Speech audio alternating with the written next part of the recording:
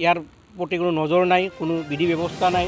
এইটো চৰকাৰৰ বিশেষ অনুৰোধ থাকিল তেওঁলোকে এই ব্যৱস্থাটো অতি সোনকালে, কাৰণ যিটো ডিভাইডাৰ দিছিল এই ডিভাইডাৰটো একচুৱেলি বিজ্ঞানমতে হোৱা নাই, কোনো বিজ্ঞানিক মতে হৈছে।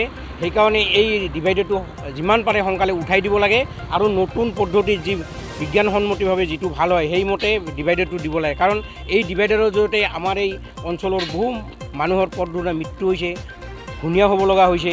তো এইখিনিয়ে আমি চৰকাৰলৈ আপোনালোকৰ জৰিয়তে ক'ব বিচাৰিছোঁ, যিকোনো প্ৰকাৰে হওক এই ডিভাইডাৰটো উঠাই দিব লাগে।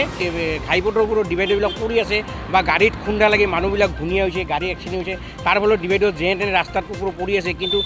কিন্তু উৰ্ধতম কৰ্তৃপক্ষৰ বা নেশ্যনেল হাইৰোডৰ যি কৰ্তৃপক্ষ আছে তেওঁলোকৰ কোনো মন কাণ নাই, আৰু এই ডিভাইডাৰবিলাক যে মানে ছাইড কৰি দিবলৈ, ৰাস্তাটো ক্লিয়াৰ কৰি দিবলৈ এই প্ৰতিও তেওঁলোকৰ কোনো মন কাণ নাই। সেইকাৰণে আপোনালোকৰ জৰিয়তে এই কথা আমি ক'বলৈ বিচাৰিছোঁ, যাতে এই ডিভাইডাৰবিলাক ৰাস্তাৰ ওপৰৰ পৰা যেনে তেনে পৰি আছে এইবিলাক আঁতৰাই দিব লাগে আৰু সঘনাই ৰাস্তাটো ক্লিয়াৰ কৰি দিব লাগে, যাতে মানুহৰ অহা যোৱাৰ কাৰণে সুবিধা হয়, কোনো অসুবিধা নহয়, দুৰ্ভোগ ভুগিব লগা নহয়।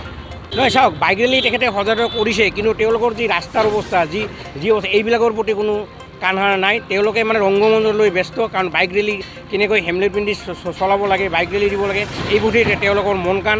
এই চৰকাৰখনৰ একচুৱেলি ৰাইজৰ প্ৰতি কোনো নাই, সঁহাৰি নাই, কাৰণ ৰাইজে কেনেকৈ চলি আছে এই কথাবোৰ তেওঁলোকৰ কোনো লক্ষ্য নাই। কাৰণ ৰাস্তাবোৰ আপোনালোকে চাওক, ইয়াৰ পৰা আপুনি ব্ৰিজলৈকে যাব বিচাৰিছে, যিমান ডিভাইডাৰ ৰাস্তাবোৰত পৰি আছে এইবিলাক যে আঁতৰাব লাগে এই কথাৰ প্ৰতি তেওঁলোকৰ কোনো মন কাণ নাই। তেওঁলোকে ৰংগমঞ্চলৈ ব্যস্ত হৈ আছে, কেনেকৈ আপোনাৰ বাইক ৰেলী কৰিব লাগে, বাইক চলাব, এইবিলাক মানুহ শিকাই আছে, কিন্তু এইবিলাকৰ কোনো প্ৰয়োজন নাই। প্ৰথমতে ৰাস্তাটো আপোনাৰ ঠিক কৰিব লাগিব, যিহেতু ৰাস্তাৰ ওপৰত যদি ডিভাইডাৰ ডাঙৰ ডাঙৰ গাঁত হৈছে, গাঁতবিলাক আপোনাৰ দূৰ কৰিব লাগিব, তাৰ ফলতে আপোনাৰ এক্সিডেণ্টটো পৰিৱৰ্তন হ'ব। কিন্তু তেওঁলোকে সেই বুলি মন কাণ নিদি তেওঁলোকে আপোনাৰ ৰাস্তাৰ যিটো মানে কেনেকৈ বাইক চলাব লাগে এই লৈয়ে তেওঁলোকে ৰংগমঞ্চ কৰি আছে। তো একচুৱেলি এইবিলাক কৰি একো লাভ নাই।